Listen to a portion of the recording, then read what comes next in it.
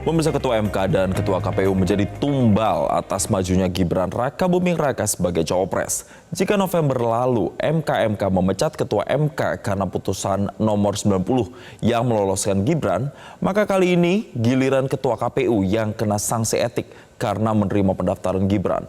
Lantas, apa kabar legitimasi pemilu kali ini?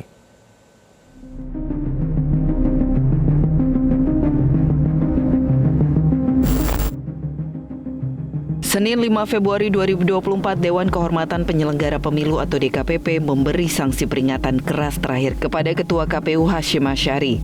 Sanksi diberikan lantaran KPU menerima pendaftaran putra sulung Presiden Jokowi Gibran Rakabuming Raka menjadi calon wakil presiden di Pilpres 2024. Dalam putusannya, DKPP menyebut KPU seharusnya segera melakukan konsultasi dengan DPR serta pemerintah setelah putusan MK nomor 90 yang mengubah syarat batas usia Capres-Cawapres pada 16 Oktober 2023. Ketua KPU Hashim Asyari berdalih telah menjalani sidang dengan DKPP sesuai dengan prosedur yang berlaku dan menghormati setiap putusan sidang DKPP. Saya tidak akan mengomentari putusan DKPP. Ketika dipanggil sidang, kami juga sudah hadir, memberikan jawaban, memberikan keterangan, alat bukti dan argumentasi. Jadi apapun putusannya ya, sebagai pihak teradu kami tidak akan komentar terhadap putusan tersebut. Karena semua komentar, catatan, argumentasi sudah kami sampaikan pada saat di dalam persidangan. Sementara itu, Cawapres nomor urut 2 Gibran Rakabuming Raka hanya mengaku akan menindaklanjuti putusan DKPP tersebut. Bagaimana tanggapannya Mas Gibran dari DKPP hari ini? Sedikit Mas. Ya DKPP DKPP hari ini pelanggaran berat. Yang DKPP. Gimana tanggapannya Mas? Tindak lanjuti seperti apa Mas? Mau tak mau, putusan DKPP menimbulkan kekhawatiran di publik akan legitimasi pemilu. Misalnya pertama ketika verifikasi partai politik, itu juga sudah mendapat peringatan dari DKPP walaupun memang tidak langsung kepada beberapa anggota KPU ya. Kemudian juga terkait dengan persoalan pergi bersama dengan salah satu ketua partai yang sedang diverifikasi ketika itu. Nah, setahu saya itu juga menjadi peringatan keras terakhir. Nah, jadi memang ini menjadi persoalan bagaimana kemudian kepercayaan publik terhadap penyelenggara pemilu. Nah, profesionalitas ini menjadi penting bagi KPU, bahwa KPU harus bekerja dengan mandiri dan profesional. Sehingga kalau ini terjadi lagi gitu ya, ini akan tentu menjadi pertanyaan bagi para calon presiden dan wakil presiden, kontestan pemilu partai politik, dan juga tentu kepada masyarakat. Nah, ini agak berbahaya nanti, saya khawatir kemudian menjadi ada ketidakpercayaan publik kepada penyelenggara pemilu dan tentu akan menyoal kepada legitimasi dari penyelenggaraan pemilu itu sendiri. Putusan DKPP ini menambah daftar pelanggaran etik pimpinan lembaga negara terkait majunya Gibran Rakabuming Raka sebagai calon wakil presiden. Sebelumnya pada 7 November 2023, Majelis Kehormatan Mahkamah Konstitusi atau MKMK memberi sanksi pemberhentian Ketua MK Anwar Usman atas pelanggaran etik terkait dalam putusan MK nomor 90 soal batas usia Capres-Cawapres. Baik putusan MKMK dan DKPP menunjukkan adanya upaya untuk memuluskan jalan Gibran yang tak lain adalah putra sulung Presiden Jokowi untuk maju sebagai Cawapres Prabowo Subianto. Prosesnya sudah cacat di MK, sekarang cacat di KPU. Lalu kita semua mau berharap apa gitu ya terhadap segala proses di kemudian hari. Nah, di titik ini menurut saya ada dua tingkat kesadaran perlu kita lakukan bersama. Satu, kesadaran peserta, yaitu Mas Gibran, sudahkah tersadar bahwa Anda itu dilantik melalui proses yang tidak sehat di Mahkamah Konstitusi, paman dan segala macam yang terlibat dinyatakan cacat etik. Ya. Hari ini ketika pendayung perahunya adalah KPU itu juga cacat etik, lalu Anda sampai ke tujuan dengan bangga.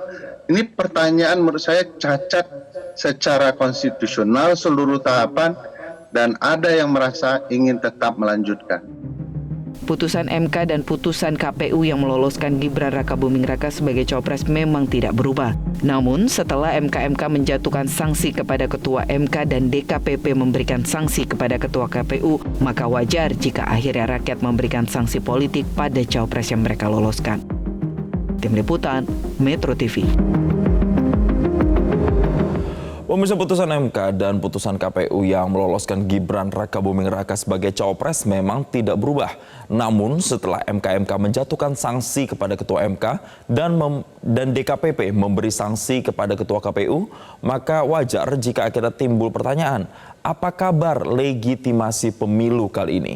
Kita akan bahasnya dengan dosen pemilu Fakultas Hukum Universitas Indonesia Titi Anggreni serta Direktur CPI LSI Denny J.A. Hanggoro Doso Pamungkas. Selamat pagi Mbak Titi, selamat pagi Mas Hanggoro. Selamat pagi Mas. Pagi Mas Jason, Mas Hanggoro.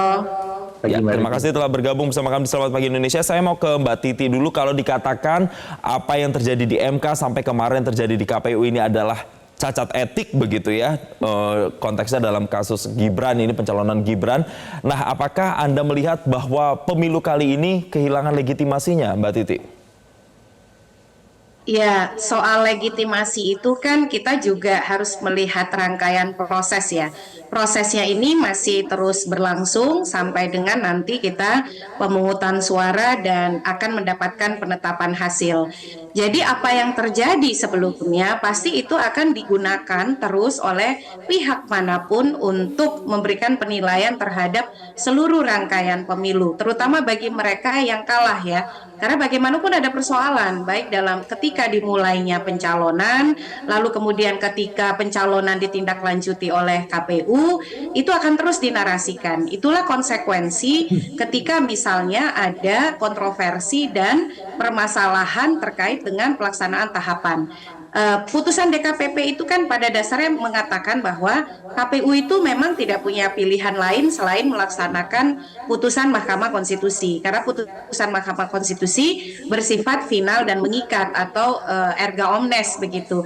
Tetapi ternyata KPU menindaklanjutinya, kalau dalam bahasa saya, terlalu tergesa-gesa, tidak kemudian dengan mengikuti prosedur administrasi pengelolaan tahapan yang sebenarnya itu diatur sendiri oleh KPU. Jadi KPU itu punya peraturan KPU tentang tata cara pembentukan peraturan KPU di lingkungan KPU yang mengatakan kalau ada putusan pengadilan yang mengubah undang-undang pemilu, maka peraturan KPU terdampak itu harus diubah. Nah, akhirnya masyarakat itu kan jadi berpendapat, kenapa KPU begitu tergesa-gesa? Sementara dalam kasus atau peristiwa yang lain, KPU itu cenderung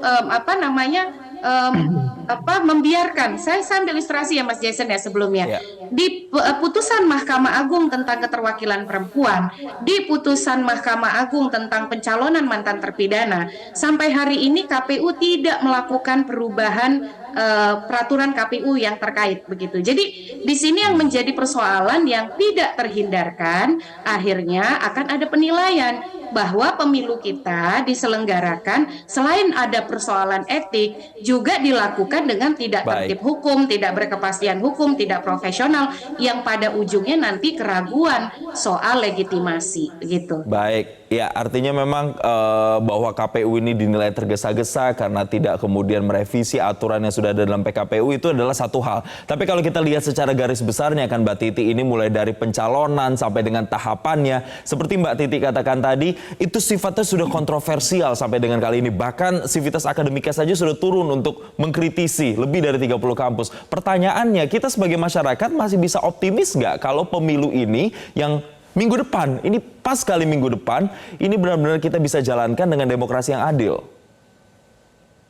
Ya, keadilan itu sendiri kan sebenarnya sudah dirasakan terluka oleh banyak pihak ya. Jadi pertanyaannya saya kira kalau untuk soal itu sudah agak beda. Tetapi yang ke depan ini sebenarnya seruan kampus itu kan ingin meneguhkan kembali supaya semuanya itu kembali pada koridornya gitu ya. Penyelenggara pemilunya berbenah dan terutama itu sebagai panggilan moral kepada seluruh rakyat Indonesia untuk menjaga pemilu kita agar tidak kemudian berjalan bertentangan dengan nilai-nilai pemilu yang demokratis. Jangan sampai ada kecurangan, penyelenggara pemilunya harus profesional, netral dan berintegritas, lalu aparat dan birokrasinya juga demikian, tidak boleh berpihak. Hanya kalau itu diikuti, kita masih bisa punya optimisme ya, walaupun mungkin saya kira tidak banyak begitu ya, bahwa nanti 14 Februari yang paling penting suara rakyat itu harus terberikan secara murni, tidak dimanipulasi. Dan peristiwa yang berlangsung sekian bulan belakangan ini itu juga menjadi pertimbangan yang tidak boleh diabaikan. Walaupun karakter pemilih kita beragam, nih Mas Anggoro ahlinya ya, tetapi saya kira kita harus selalu mengajak masyarakat kita bahwa memilih itu bukan sekedar pergi ke TPS, memberikan suara, lalu calon-calon yang ada itu sekedar calon yang ada di surat suara, tapi memang memilih yang juga dihasilkan dari proses yang baik begitu ya, dari proses yang kredibel. Nah ini yang sebenarnya ingin dipahamkan kepada pemilih kita supaya pemilu ini bermakna begitu, prosesnya berintegritas, hasilnya berintegritas, dan nanti kepemimpinannya pun bisa efektif di dalam melakukan kerja-kerja pemerintahan. Baik. Saya mau ke Mas Anggoro. Tentu kalau kita berbicara pemilu yang berintegritas atau yang tidak berintegritas atau pemilu yang menyimpang dari demokrasi, pasti ada aktor-aktor di baliknya. Nah, saya mau tanya, apakah kemudian LSI punya data sebenarnya siapa sih pihak-pihak yang paling berkontribusi besar terhadap rusaknya atau tidak legitimatenya pemilu ini, Mas? Ada nggak mungkin pemilu tahun 2019 atau yang pemilu yang sekarang mungkin? Jadi Mas, kalau saya sebenarnya menyoroti ini bagi dampak elektoralnya ya, berkaitan dengan isu-isu etik ini. Tapi sebelumnya saya sampaikan bahwa memang dari tahun ke tahun isu-isu pelanggaran ya, baik hukum maupun etik itu memang dari waktu ke waktu pemilu selalu muncul, ya, selalu muncul. Hanya memang soal isu etik pada pemilu kali ini lebih rame karena sejak mulai putusan MK yang lalu. Nah, sebenarnya kalau dari sisi dampak elektoral, kita sebenarnya bisa melihat tiga hal. Yang pertama, jangkauan isu-isu ini pada aneka segmen. Yang kedua, waktu tersisa, apakah cukup mempengaruhi elektoral. Yang ketiga, berkaitan dengan partisipasi. Ini tiga isu penting yang menurut saya dampak bagi isu ini. Karena memang sebenarnya isu terkait dengan etik itu kan berkaitan dengan nilai-nilai yang sebenarnya subjektif gitu ya. Tetapi begitu isu ini dimunculkan oleh lembaga negara, tentunya publik mengamini itu, gitu, mengiyakannya. Bahkan aneka civil society, aneka kampus sudah menyuarakan isu-isu berkaitan dengan ini gitu ya. Sehingga sebenarnya ini penting bagi edukasi masyarakat. Tetapi kembali kita kepada wajah pemilih kita. Nah, segmen pemilih kita ini tersebar menjadi beberapa segmen, tapi kalau kita lihat berdasarkan pendidikan, di segmen elit atau segmen pernah kuliah di atasnya, D3, S1 dan seterusnya, itu jumlahnya hanya 10%. Ya. Sementara garis turut kita, pemilih kita yang mayoriti itu di pendidikan tamat SMP atau SD atau di bawahnya, jumlahnya hampir 60%. Jadi kalau berkaitan dengan dampak isu-isu ini tentunya akan tidak signifikan dampaknya. Melihat pada November yang lalu ketika MK memutuskan ya, berkaitan dengan putusan MK yang lalu, itu justru malah tidak berdampak signifikan juga bagi paslon. Anggaplah misalkan yang terasosiasi kuat dengan isu-isu ini adalah pasangan 02 Prabowo Gibran misalnya. Itu tidak begitu signifikan, sehingga dampak ini berkaitan dengan elektoral saya kira tidak begitu signifikan. Yang kedua, berpengaruh begitu ya Mas Anggoro ya? Ya, baik. Betul. Nanti terkait dengan waktu. Baik, nanti saya akan dalami, Mas Anggoro, kita harus tahan dulu. Nanti juga saya akan tanya ke Mbak Titi ini terkait dengan kalau kita berbicara legitimasi pemilu ini, kemudian ada juga sejumlah kritik yang dilayangkan kepada pasangan 02, terutama pencawapresan Gibran. Apakah kemudian ini bisa ditindaklanjuti untuk didiskualifikasi, atau justru ya ini hanya untuk mendelegitimasi pencalonannya yang memang sudah problematik? Tapi akan kita jawab usai jeda, Mbak Titi dan juga Mas Anggoro, usai jeda berikut. Tetaplah bersama kami di Selamat Pagi Indonesia. Kembali kami melanjutkan perbincangan, saya mau ke Mbak Titi langsung Mbak. Kalau misalnya berangkat dari soal putusan DKPP kemarin, kalau kemudian banyak yang ingin menindaklanjuti putusan tersebut, ujung-ujungnya untuk misalnya mendiskualifikasi pencalonan Gibran misalnya, apakah itu bisa? Atau ya sudah keputusan kemarin itu hanya sekedar mendelegitimasi pencalonannya yang memang sudah problematik saja Mbak? Ya, memang ada diskursus atau dialektika hukum ya terkait dengan pasca putusan DKPP. Karena di dalam putusan DKPP itu kalau boleh disederhanakan ada kesalahan prosedur karena ada penerimaan pendaftaran yang dilakukan sebelum peraturan KPU diubah. Peraturan KPU itu kan diubah baru 3 November 2023. Sementara pendaftaran dan berita acara tanda terima pendaftaran itu sudah dilakukan pada tanggal 25 Oktober dan berita acaranya 27 Oktober begitu. Di dalam Undang-Undang Administrasi Pemerintahan itu ada ketentuan suatu keputusan bisa batal kalau ada cacat prosedur, itu di dalam pasal 66 Undang-Undang 30 2014. Nah, perdebatannya adalah apakah cacat prosedur itu masih bisa diperhitungkan sebagai cacat prosedur ketika peraturan KPU yang dibutuhkan itu sudah diterbitkan tapi penerbitannya itu terlambat begitu karena baru 3 Oktober. Nah, siapa yang akan bisa memutuskan hal ini? Yang bisa memutuskan itu dua pihak menurut saya. Pertama adalah Bawaslu, yang kedua adalah Pengadilan Tata Usaha Negara. Ini kalau Bawaslu berkaitan dengan kewenangan penanganan pelanggaran administratif dari Bawaslu, yaitu penanganan pelanggaran terhadap tata cara, prosedur, dan mekanisme. Di putusan DKPP itu kan disebutkan bahwa KPU ini tidak melaksanakan tata kelola administrasi tahapan pemilu yang baik begitu. Kalau ke PT UN tentu saja karena memang pengadilan yang bisa tempat untuk menguji begitu ya soal apakah sebuah keputusan itu cacat atau tidak. Nah, ini perdebatan di antara para ahli hukum yang saya kira juga bergulir seiring dengan putusan DKPP yang lalu tanggal 5 Februari, Mas. Iya. Artinya gini Mbak Titi, bisa di Bawaslu atau PT UN nggak perlu menunggu perselisihan hasil pemilu di MK kan di ujungnya nanti setelah pemilu? Ya, ini kalau kita bicara dalam tahapan ya, itu dialektika yang muncul di antara para ahli hukum. Tapi ada juga ahli hukum yang berpandangan putusan DKPP itu tidak bicara soal prosedur yang memang prosedurnya ada yang salah itu dan melanggar etik begitu. Tapi itu sudah dipulihkan dengan terbitnya peraturan KPU. Ada yang berpandangan seperti itu. Tetapi persoalan ini saya yakin siapapun yang nanti kalah begitu ya, apakah akan masuk ke putaran kedua ataukah hanya satu putaran, itu pasti akan mempersoalkan juga ke Mahkamah Konstitusi.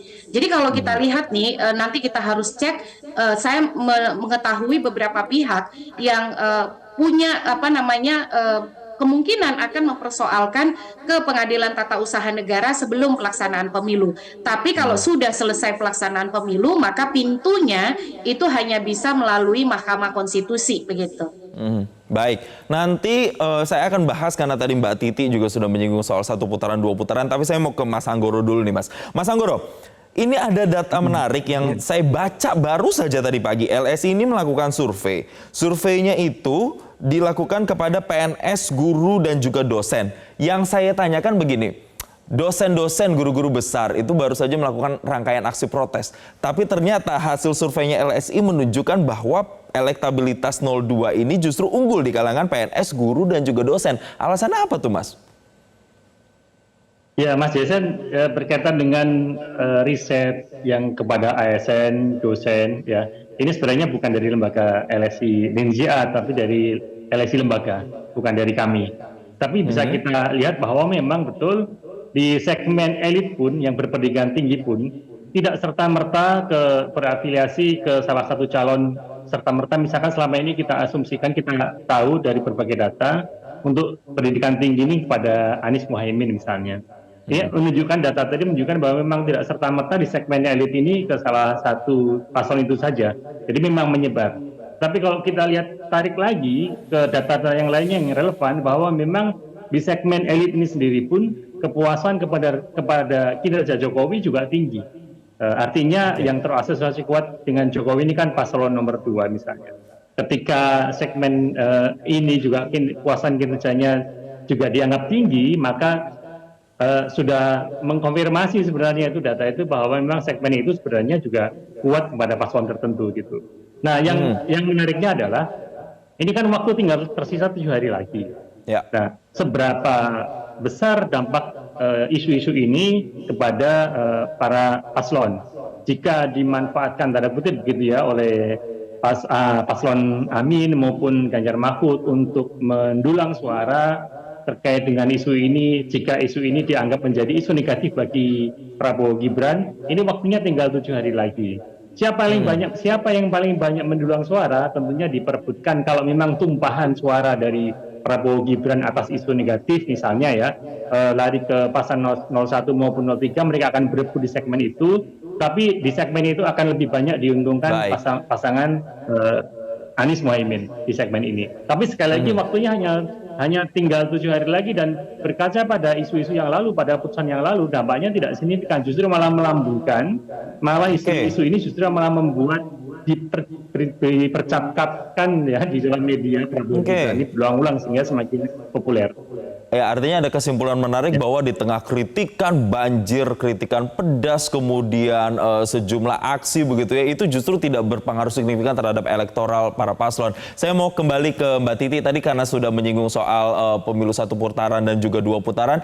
Tentu mereka-mereka yang protes ini menginginkan bahwa pemilu ini tetap legitimasinya terjaga begitu Mbak. Nah, apakah ketika nanti kemudian pemilu katakan menjadi 2 putaran, tapi kan ada juga anggapan bahwa kalau 2 putaran itu akan memakan biaya yang lebih besar. Apakah biaya yang lebih besar ini akan sepadan kalau kita lakukan pemilu 2 putaran untuk bisa mendapatkan pemimpin yang benar-benar diinginkan oleh rakyat dan secara legitimasinya benar-benar kuat? Ya, saya kira itu narasi atau propaganda politik yang sangat berbahaya ya. Karena seolah-olah membenturkan antara suara rakyat dengan biaya. Jadi kalau mau biayanya murah dan mendapatkan dukungan yang maksimal, kan cara-caranya juga harus benar. Jadi kita tidak boleh membenturkan seolah-olah tidak apa-apa pemilunya tidak lu berjurdil asal pemilunya 1 putaran. Yang harus kita tegaskan adalah mau 1 atau 2 putaran itu sama-sama konstitusional asal pemilunya betul-betul luber dan jurdil begitu ya. Tidak ada kecurangan dan tidak ada manipulasi dalam prosesnya. Jadi kalau kita seolah-olah sangat sederhana sekali suara rakyat itu 5 tahun cuma sekali loh. Dan kita punya konstitusi yang memberikan kesempatan untuk pemilu 2 putaran. Kalau kemudian dibenturkan dengan biaya misalnya, kenapa kita tidak bicara dalam aspek menyoroti belanja-belanja yang tidak efisien lainnya begitu ya. Jadi banyak hal yang bisa dilakukan untuk melakukan efisiensi. Tapi kalau kemudian efisiensi itu menjadi alasan untuk membungkam suara rakyat yang juga 5 tahun itu hanya 1 kali, ya itu betul-betul menurut saya penghinaan terhadap kedaulatan rakyat ya. Mestinya pihak-pihak yang melakukan simplifikasi soal jangan sampai 2 putaran karena sayang uang rakyat gitu ya, harusnya narasinya diluruskan. Mau 1 atau 2 putaran, yang penting suara rakyat tidak dicurangi dan prosesnya benar begitu. Kan begitu yang kita mau. Baik, artinya tidak etis juga ketika kita membenturkan antara biaya yang tinggi untuk pemilu 2 putaran dengan keinginan atau hasrat rakyat mendapatkan pemimpin yang benar-benar berkualitas dan juga legitimate begitu Mbak Titi ya. Terima kasih Mbak Titi dan juga Mas Hanggoro. Itu tidak mahal Mas, para pejabat publik kita itu kurangi kunjungan ke daerah yang tidak perlu pakai uang negara begitu. Baik, nah, itu satu kritiknya ya Mbak. Hari ini. Baik, terima kasih Mbak Titi kritiknya. Semoga ini benar-benar didengarkan oleh para elit dan membuat pemilu yang tinggal 7 hari ini benar-benar berkualitas dan kita bisa benar-benar mendapatkan pemimpin yang sesuai. Terima kasih dan sekali lagi selamat melanjutkan aktivitas Mbak Titi dan juga Mas Hanggoro. Jelajahi cara baru mendapatkan informasi. Download Metro TV Extend sekarang.